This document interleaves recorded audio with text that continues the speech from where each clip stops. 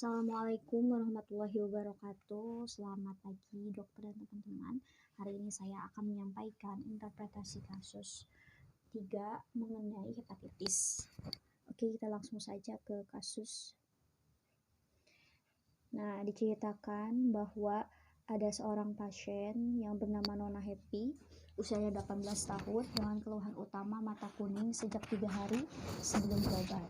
Nah, mata kuning ini merupakan disebabkan karena peningkatan kadar bilirubin dalam sirkulasi darah, di mana hal ini terjadi dikarenakan adanya kerusakan pada hati ataupun penyumbatan saluran empedu.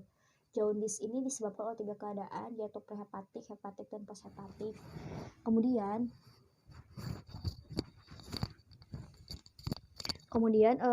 dari riwayat penyakit sekarangnya, keluhan diikuti demam, mual, dan muntah. Kemudian nyeri perut terutama sebelah kanan atas. Demam ini menandakan adanya inflamasi sistemik, dihasilkannya mediator-mediator inflamasi seperti prostaglandin yang merangsang hipotalamus untuk meningkatkan set point pusat termoregulator dari hipotalamus sehingga suhu tubuhnya meningkat. Mual. Nah, mual ini terjadi disebabkan karena tercetusnya refleks pada emetic center di medula oblongata. Kemudian muntah. Nah, muntah ini adalah suatu proses eksplosi isi lambung dengan gerakan retroperistaltik. Muntah ini juga sebagai upaya proteksi tubuh terhadap ingesti bahan toksik ataupun gejala dari berbagai penyakit, terutama masalah pada saluran pencernaan. Kemudian, nyeri perut terutama sebelah kanan atas. Nah, ini menandakan terjadinya inflamasi pada regio tersebut, di mana mediator inflamasi akan berikatan dengan nociceptor yang kemudian akan merangsangnya dan menimbulkan rasa nyeri. Selanjutnya, saat buang air kecil, warna urin berubah menjadi kuning pekat. Nah, ini bisa disebabkan oleh berbagai hal. Yang pertama itu bisa dehidrasi. Jadi, air ini kan dia fungsinya mengencerkan pigmen kuning dalam urin. Jadi, semakin banyak minum air, maka semakin terang warna urin. Semakin sedikit, maka warna urin jadi lebih gelap dan lebih pekat. Kemudian, kuning pekat itu juga bisa karena adanya perdarahan urin, kemudian bisa karena infeksi saluran kemih. Kemudian yang paling mungkin itu adalah adanya jaundice, di mana urin pekat ini karena adanya peningkatan kadar bilirubin yang tinggi secara abnormal dalam darah disebabkan oleh penyakit hati ataupun gangguan aliran pigmen empedu. Kemudian RPD-nya tidak ada riwayat badan kuning sebelumnya. Nah, berarti memang belum pernah mengalami gangguan organ hati ataupun gangguan pada aliran pigmen empedu ataupun gangguan hematologi sebelumnya gitu yang menyebabkan kadar bilirubinnya tinggi. Berarti ini pertama kali gitu. Kalau pertama kali memang ini sangat tidak mungkin kronis gitu ya. Kemudian riwayat kelainan darahnya itu tidak ada. Nah, berarti meningkatnya kadar bilirubin dalam peredaran darah ini Jadi kan dia nggak ada riwayat kelainan darah. Kelainan darah itu kan bisa menyebabkan kadar bilirubin dalam peredaran darah, di mana bisa menyebabkan mata kuning yang dialami pasien. Karena tidak ada riwayat kelainan darah, maka hipotesis yang berhubungan dengan penyakit hematologi itu bisa dieliminasi. Kemudian RPK-nya tidak ada riwayat penyakit serupa pada keluarga. Nah, berarti ini bukan penyakit genetik. Kemudian RPO-nya, RP-SOS-nya itu pasien tinggal di asrama karena sedang menjalani pendidikan tinggi kedinasan. Kemudian 2 minggu sebelum berobat bersama teman-temannya itu mengadakan kegiatan berkemah. Pasca kegiatan sekitar 10 orang teman pasien ini memiliki keluhan yang sama. Nah, ini adalah suatu riwayat penyakit sosial di mana hal ini jadi faktor resiko di mana terjadi peningkatan resiko terkena penyakit menular gitu ya, karena saat di asrama resiko penyakit menular itu lebih tinggi. 2 minggu sebelum berobat mengadakan kemah. Nah, juga jadi faktor resiko di mana saat berkemah kemungkinan pasien ini mengkonsumsi makanan atau minuman yang tidak higienis. Kemudian 1 minggu pasca kegiatan 10 temannya tuh mengalami keluhan yang serupa. Berarti memang ini jelas ya penyakitnya menular di mana 10 teman pasien mendapatkan penyakit dari sumber atau etiologi yang sama, yaitu saat berkemah. Nah, dari hasil anamnesis maka diambillah beberapa hipotesis. Yang pertama itu hepatitis. Kenapa? Karena ya gejalanya ada mata kuning, kemudian nyeri abdomen kuadran kanan atas, ada demam, mual muntah, BAK kuning pekat, dan faktor resikonya berkemah yang menular ke orang sekitar. Anemia hemolitik pun diambil karena pasiennya itu kan bermata kuning, urinnya kuning pekat. kolestasis. Nah, yang ketiga ini kolesistitis. Jadi kolesistitis itu adalah peradangan pada kantong empedu gitu, karena si batu empedunya itu nyumbat di ductus cysticus. Nah, itu gejalanya itu hampir serupa, ada gejala mual muntah, demam, jaundice, dan nyeri perut regio kanan atas. Dan kolesistitis itu udah ada inflamasi itu. Terus yang keempat, kolestasis. Nah, kolestasis itu adalah aliran empedu dari hatinya itu tersumbat, dimana si batu empedu itu nyumbat di ductus pokoknya dari hati yang menuju ke duodenum. Nah, gejalanya itu hampir serupa, yaitu gejala mual muntah, kemudian nyeri perut sebelah kanan atas, dan saat buang air kecil sama warnanya kuning pekat. Kemudian abses hepar ini yang kelima itu kolitiasis. Nah, itu tuh batu ya, multiple gitu ya, batu di saluran empedu, dimana ini juga diambil karena adanya gejala jadi perut kanan atas, mual muntah, dan jaundice. Yang terakhir itu abses hepar ya, mohon maaf ini salah ya, harusnya abses hepar bukan abses paru. Nah, ini juga diambil karena gejalanya itu ada nyeri di regio kanan atas, demam, jaundice, dan urinnya gelap. Nah, untuk penegakan diagnosis dilakukan beberapa pemeriksaan fisik, status generalis, KU-nya tampak sakit sedang, berarti memang sedikit terganggu dengan keluh yang dirasakan. Kesadarannya kompos mentis, masih sadar, masih mampu menjawab pertanyaan yang ditanyakan oleh dokter. Kemudian BB dan tinggi badannya itu perhitungan BMI 21,48, ini normal weight. Kemudian tekanan darah, frekuensi nafas, nadi itu normal, dan terjadi peningkatan suhu 38,5 derajat. Jadi ini demam. Nah, ini berarti ya mengalami demam. Terus lanjut ke status lokalis, kulitnya itu kesan ikterik, matanya konjungtiva tidak pucat, sklera ikterik. Nah, kenapa ikterik gitu ya? Karena ada yang hiperbilirubinemia atau peningkatan kadar bilirubin dalam darah. Kemudian di sini konjungtivanya tidak pucat. Nah, ini bisa mengeliminasi potensi dari anemia hemolitik. Kenapa? Ya, yang namanya anemia kan harusnya konjungtivanya tuh pucat. Nah, ini ya, di sini nggak pucat, berarti anemia itu bisa dilemahkan karena pemeriksaan ini. Terus abdomen. Pemeriksaan abdomen, inspeksinya permukaan perutnya datar normal, bising usus positif normal, nyeri tekan pada regio kanan atas, tidak terdapat pembesaran hati dan limpa. Nah, nyeri pada regio tersebut itu berarti kan ada inflamasi, di mana pada regio kuadran kanan atas itu ada organ hepar, gallbladder, pankreas, dan ginjal kanan. Tidak terdapat pembesaran hati limpa, berarti normal. Kemungkinan memang tidak ada peningkatan kerja pada hati dan limfa yang menyebabkan hipertrofi. Terus perkusinya timpani, berarti normal. Terus tidak dalam pemeriksaan lain dalam batas normal. Lanjut ke pemeriksaan penunjang, SGOT. Di sini semuanya tuh mengalami peningkatan ya, SGOT atau AST. SGOT itu singkatannya itu adalah serum glutamat oksaloasetat transaminasi. Ini adalah sebuah tes yang dilakukan untuk melihat kerusakan hati dan massa yang berhubungan dengan organ tersebut. Sebetulnya nggak hati aja gitu ya, bisa ginjal gitu lewat SGOT. Nah, pemeriksaan SGOT ini juga disebut juga pemeriksaan AST atau aspartat aminotransferase, di mana ketika ada peningkatan SGOT berarti ada kerusakan pada ginjal atau hepar pasien. Lanjut ke SGPT, di mana SGPT ini 300 ya. SGPT itu serum glutamik piruvat transaminase, di mana ini tuh adalah salah satu enzim di dalam tubuh manusia yang banyak ditemukan di organ hati. Jadi ketika hati ini mengalami kerusakan, maka enzim ini akan keluar dari sel dan masuk ke dalam pembuluh darah. SGPT ini disebut dengan pemeriksaan ALT atau alanin aminotransferase. Dibandingkan dengan SGOT, SGPT ini lebih spesifik. Jadi ketika ada peningkatan, maka ada yang kerusakan hepar pasien. Lanjut ke pemeriksaan hasil dari bilirubin ya, bilirubin total. Nah, bilirubin totalnya itu mengalami peningkatan. Jadi bilirubin total itu adalah jumlah total bilirubin dalam darah untuk mengevaluasi fungsi hati. Jadi kan normalnya bilirubin ini akan dimetabolisme lalu dikeluarkan melalui feses dan urin. Tapi ketika terjadi kerusakan, bilirubin ini malah masuk ke dalam aliran darah, yang mana bisa menyebabkan jaundice dan urinnya jadi gelap. Kemudian bilirubin direknya juga meningkat. Nah, ini disebabkan oleh kelainan ductus biliaris, di mana bilirubin terkonjugasi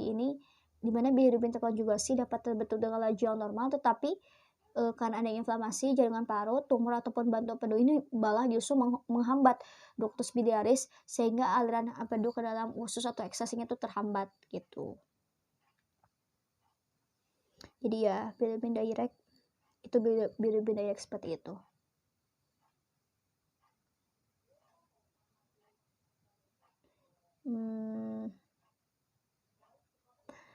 Sehingga menyebabkan akumulasi bilirubin terkonjugasi atau direct itu di dalam darah. Kemudian bilirubin indirect juga meningkat karena adanya kerusakan sel hepatosit, jadi nekrosis yang menyebabkan terganggunya konversi bilirubin indirect jadi direct kayak gitu. Kemudian di sini anti hepatitis A virusnya itu reaktif. Nah, ini menjadi salah satu golden diagnosis di mana antibodi IgG anti HAV ini adalah suatu penanda infeksi akut. Dan antibodi HAV ini justru tetap berada dalam serum sebagai faktor kekebalan terhadap serangan virus hepatitis A berikutnya. Nah, pemeriksaan anti HAV ini adalah golden standard diagnosis dari hepatitis A akut. Kemudian HBsAg non-reaktif, jadi hepatitis B surface antigen ini non-reaktif. Ini salah satu untuk mendeteksi hepatitis B. Kemudian anti HCV juga ini non-reaktif, berarti hepatitis C juga enggak ya, bukan. Nah, maka ditegakkanlah diagnosis yaitu hepatitis A akut. Jadi dari hasil anamnesis, kenapa ditegakkan hepatitis A akut? Jelas ya, dari hasil anamnesis itu mata kuning, nyeri abdomen dan kanan atas, ada demam, mual muntah, BAK kuning pekat, faktor resikonya berkemah, tinggal di asrama, sehingga penular dan dari orang sekitar gitu. Karena hepatitis A akut itu memang transmisinya tuh lewat fekal oral menular. Kemudian dari hasil pemeriksaan anti HAV juga reaktif, sehingga jelas ya, itu udah jelas antibodi IgG-nya tuh itu reaktif, berarti memang terjadi infeksi akut. Dan memang kenapa akut juga karena memang kan 3 hari yang lalu dimana pasien ini kemungkinan tertular virus saat berkemah dengan teman-temannya 2 minggu sebelum berobat. Terus dieliminasi ya. Kenapa yang lain dieliminasi?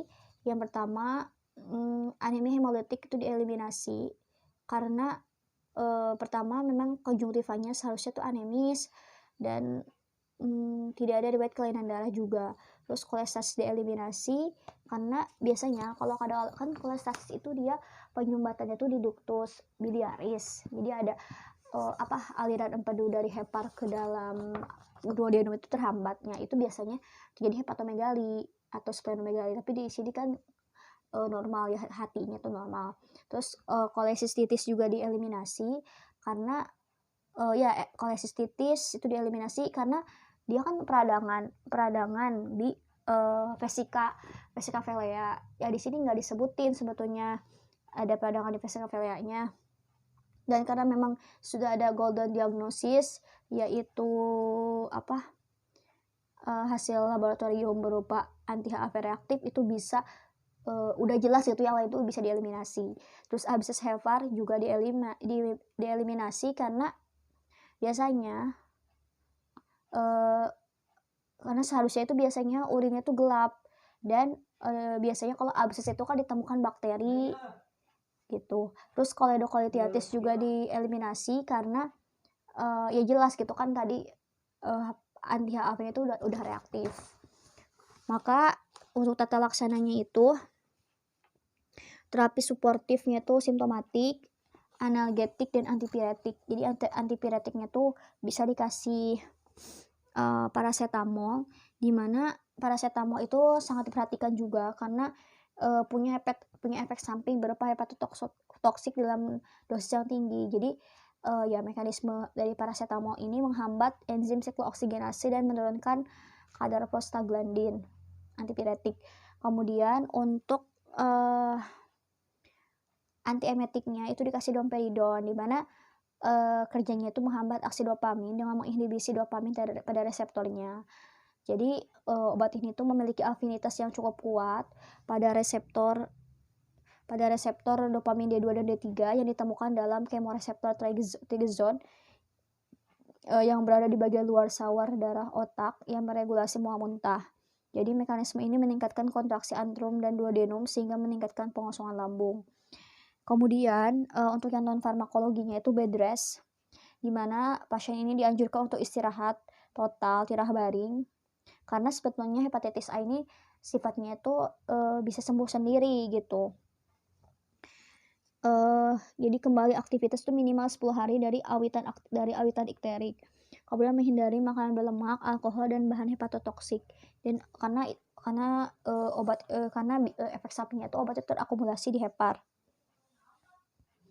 Terus dukungan asupan kalori yaitu diet hepar dan cairan adekuat.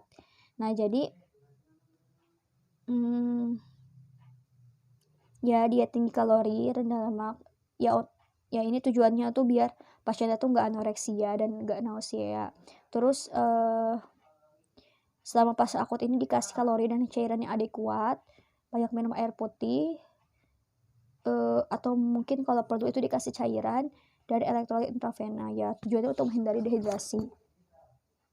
Terus menghindari makanan tersebut karena untuk menghindari gangguan pencernaan kan. Terus tentunya harus kasih edukasi untuk menjaga sanitasi dan higienitas makanan, karena virus hepatitis A ini tuh transmisinya tuh menular lewat fekal oral karena sanitasi dan higienitas makanan gitu. Oke, kita lanjut ke clinical signs dari hepatitis A akut. Nah, jadi secara definisi ini tuh adalah suatu penyakit infeksi sistemik yang dominan menyerang hati akibat terinfeksi virus hepatitis A. Etiologinya tuh jelas karena infeksi virus hepatitis A, di mana ini tuh self-limiting disease yang memberikan kekebalan seumur hidup. Nah, jadi karakteristik dari virus ini tuh dia tuh non-envelope gitu. Jadi makanya dia tuh nggak pernah kronis gitu, sebetulnya cuma akut aja.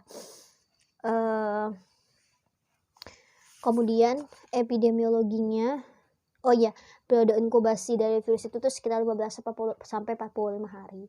Epidemiologinya itu insidennya tuh tinggi di negara berkembang, karena higienitas, berhubungan sama sanitasi juga. Di benua Asia, Afrika, anak 5 tahun antibody HAP itu 5%, kalau anak tuh ringannya tuh 30%, kalau dewasa 70%.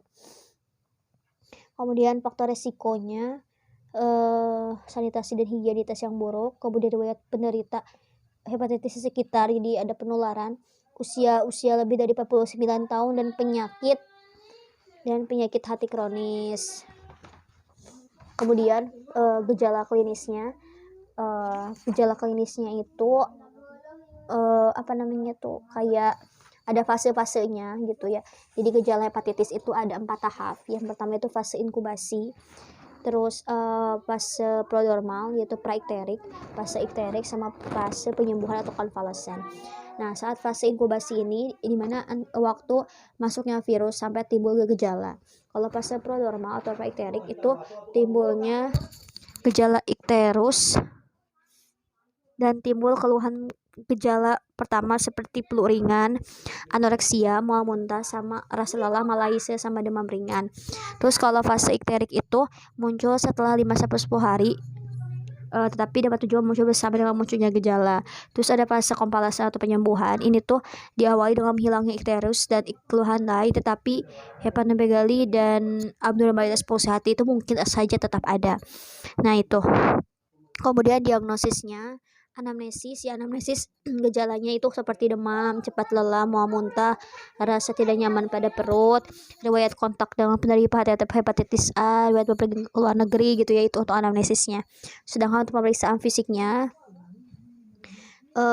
demam tidak terlalu tinggi, ada ikterus, jaundice, kejang, perdarahan atau hipotensi, mual muntah, takikardi, terus nyeri tekan pada abdomen kuadran kanan atas, hepatomegali jika ada. Terus untuk pemeriksaan penunjangnya itu ya cek yang paling penting itu adalah antibody detection sama liver function test ya. Banyak sekali sebetulnya ya, bisa pemeriksaan lab darah, biasanya leukositnya normal, ada limfositosis, atau ada cek juga fungsi liver seperti dari ALT, AST, PT, IgM, IgG ya. Kemudian pemeriksaan serologik ya, apakah adanya IgM anti HAV dalam serum pasien. Terus ya banyak sebetulnya untuk pemeriksaan penunjang juga, tapi itu yang paling penting sih.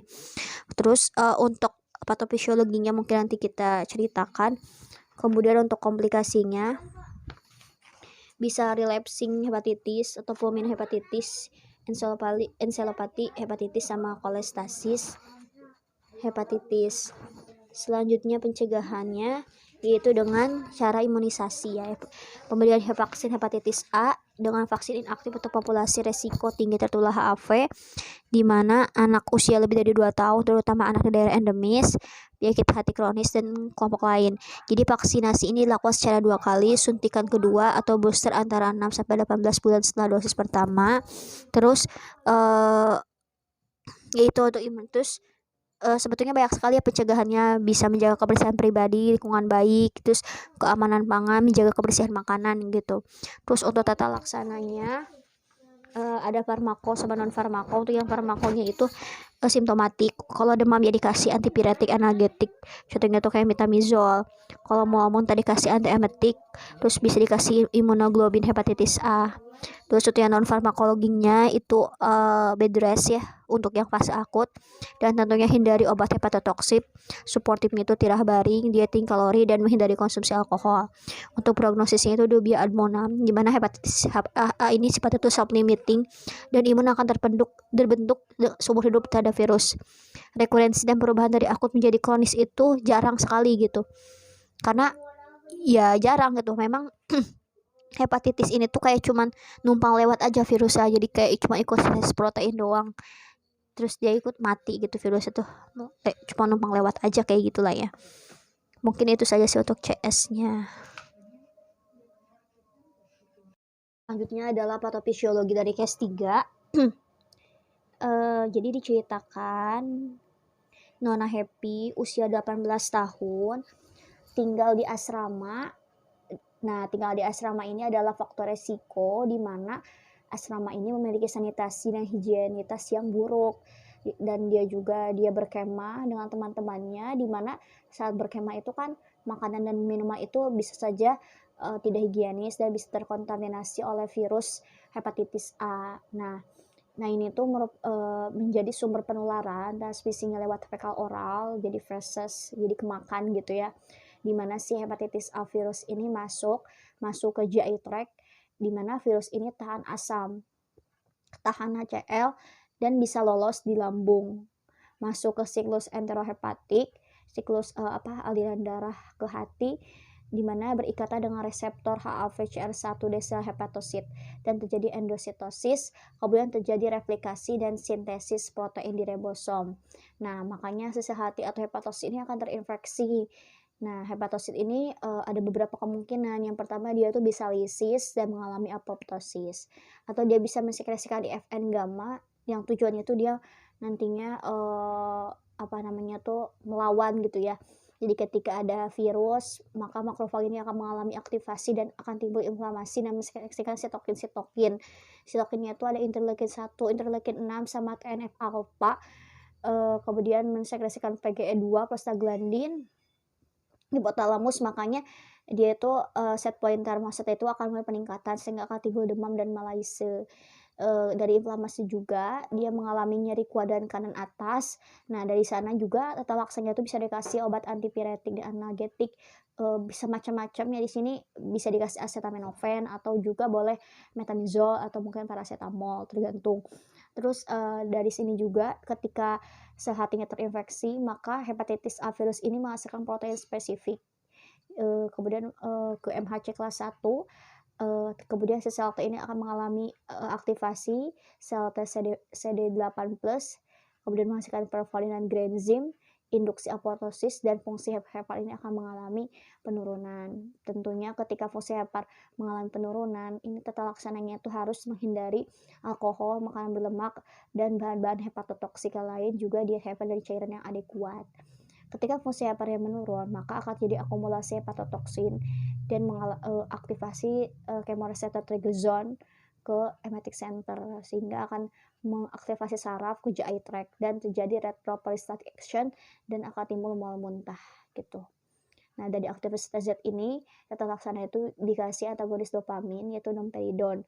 Nah, ketika ini udah ya fungsi apa menurun, virus keluar ke sinusoid. virus kedua ke sinusoid. Nah, kemudian di fagositosis oleh sel Kupffer. Jadi sel Kupffer ini seperti makrofag fungsinya, dia itu memfagosit. Kemudian antigen ini akan di sel T ini sel T dipresentasikan, kemudian T helper 2 keluar menghasilkan sel B atau sel plasma, kemudian sekresi antibodi dan muncullah antibodi IgM anti HAV.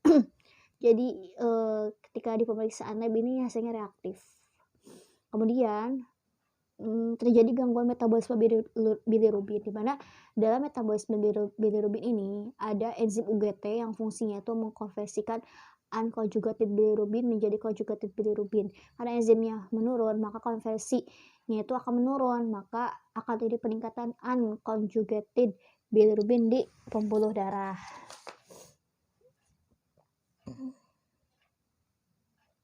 Ya gitu, karena memang sel hepatosis itu mengalami nekrosis dan gangguan enzim gitu. Selain itu terjadi penurunan empedu di mana conjugated bilirubin ini conjugated yang biasanya diekskresikan ini menurun, dan akhirnya conjugated bilirubin itu malah jadi terakumulasi di pembuluh darah. Kita tahu gitu ya kalau ketika